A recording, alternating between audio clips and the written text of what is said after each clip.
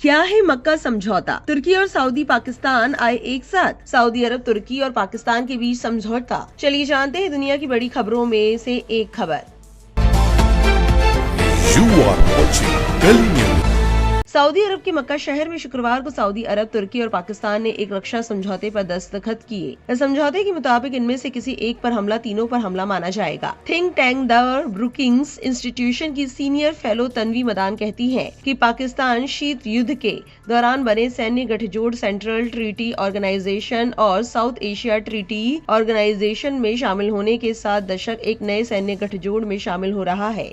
तन्वी मदान ने लिखा है, SCATO के अनुच्छेद 4 में पारस्परिक रक्षा का प्रावधान था। हालांकि अमेरिका ने इसमें कुछ शर्तें जोड़ रखी थी। मसलन भारत पाकिस्तान संघर्ष की स्थिति में अमेरिका खुद को उसमें शामिल होने से बचा सकता था। वहीं पाकिस्तान ने अमेरिका के उन अनुरोधों को ठुकरा दिया था जिनमें उसे वियतनाम युद्ध में योगदान देने को कहा गया था। ऐसे में सवाल उठता है कि क्या तुर्की और सऊदी अरब भारत में संघर्ष की स्थिति में पाकिस्तान का साथ देंगे? ऑपरेशन सिंदूर के दौरान पाकिस्तान को चीन और तुर्की से मदद मिली थी। पाकिस्तान ने वो युद्ध अपनी सेना और दूसरे देशों के रक्षा उपकरणों के दम पर लड़ा। ऐसे में सवाल उठता है कि सऊदी अरब और तुर्की के साथ रक्षा समझौता पाकिस्तान की क्षमता में क्या जोड़ सकता है और क्या नहीं।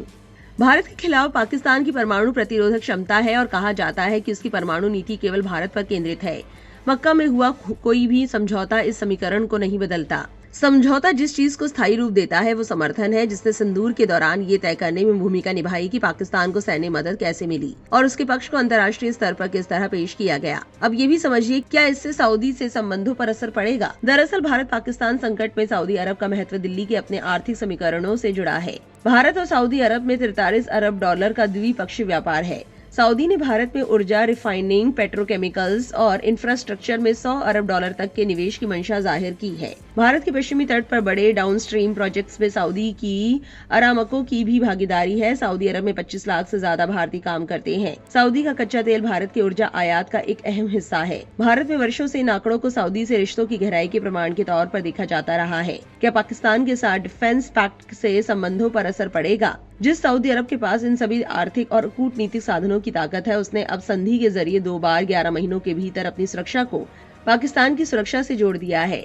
तुर्की की पत्रकार और ब्रुकिंग्स इंस्टीट्यूशन की असली आए दिन तब बनती है कि इसे अभी मुस्लिम नेटो या सुन्नी नेटो कहना जल्दबाजी होगी, लेकिन ये जरूर संकेत देता है कि क्षेत्रीय देशों के स्वामित्व वाली एक क्षेत्रीय सुरक्षा व्यवस्था विकसित करने की इच्छा है। आयदीन ने लिखा है, इस समझौते का मकसद प्रतिरोधक क्षमता मजबूत करना है। जरूरी नहीं कि युद्ध का दायरा बढ़ाना। तुर्की और पाकिस्तान ईरान के खिलाफ युद्ध नहीं लड़ेंगे। दोनों देश खुद को स्थिरता कायम करने वाले देशों के रूप में देखते हैं और इसके लिए राजनीतिक माहौल तैयार करना चाहते हैं। आयदीन मानती है, इजरायल और ईरान के लिए मानना गलती होगी कि इस समझौते का उनसे कोई लेना देना नहीं है। राजनीतिक स्तर पर यह संकेत देता है कि इन देशों को तब तक राजनीतिक रूप से अलग थलग करने की कोशिश की जा सकती है जब तक उनकी नीतियां कम आक्रामक और क्षेत्रीय स्थिरता की दिशा में अधिक केंद्रित नहीं हो जाती। अमेरिका इस समझौते को कैसे देखेगा?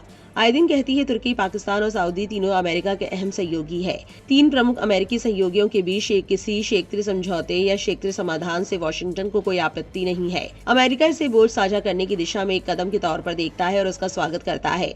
हालांकि ये समझौता खाड़ी क्षेत्र में सुरक्षा प्रदाता के रूप में अमेरिका की भूमिका की जगह नहीं लेता। तुर्की के राष्ट्रपति रेचेप तैयब एर्दोगान ने कहा है कि पाकिस्तान और सऊदी अरब के साथ समझौते का मकसद किसी देश को निशाना बनाना नहीं है।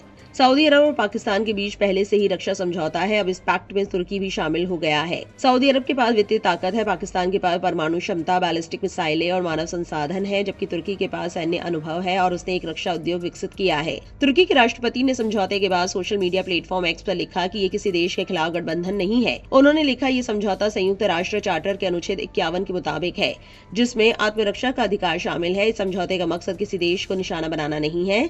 इसमें वो सभी मित्र देश शामिल हो सकते हैं जो हमारे क्षेत्र में शांति, समृद्धि और स्थिरता चाहते हैं। इससे हमारी सुरक्षा के क्षेत्र में सहयोग को आगे बढ़ाने, रक्षा उद्योग में संयुक्त परियोजनाओं को विकसित करने और आतंकवाद से मुकाबला करने में मदद मिलेगी। लेकिन भारत के लिए ये सैन्य गठबंधन चिंता की वजह बन सकता है, क्योंकि इसमें शामिल 2 देशों पाकिस्तान और तुर्की के साथ भारत के दोस्ताना रिश्ते नहीं है। कई विश्लेषकों का मानना है, समझौते से पैदा इन आशंकाओं ने निश्चित तौर पर भारत की चिंता बढ़ाई है। संयुक्त राष्ट्र में भारत के पूर्व राजदूत TS तिरुमूर्ति भी मानते हैं कि ये समझौता भारत के हक में नहीं है। फरवरी के अंत में ईरान युद्ध शुरू होने के तुरंत बाद मैंने 10 मार्च को द हिंदू में लिखा था, तुर्की, सऊदी अरब और पाकिस्तान को इसका फायदा होगा।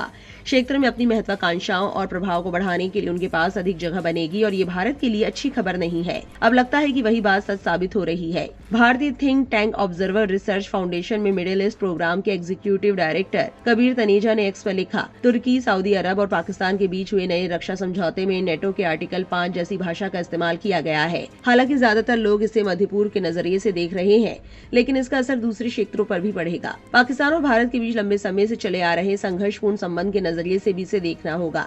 बाकी आपकी क्या राय है, कमेंट सेक्शन में जरूर लिखें और इस वीडियो को ज्यादा से ज्यादा शेयर करें।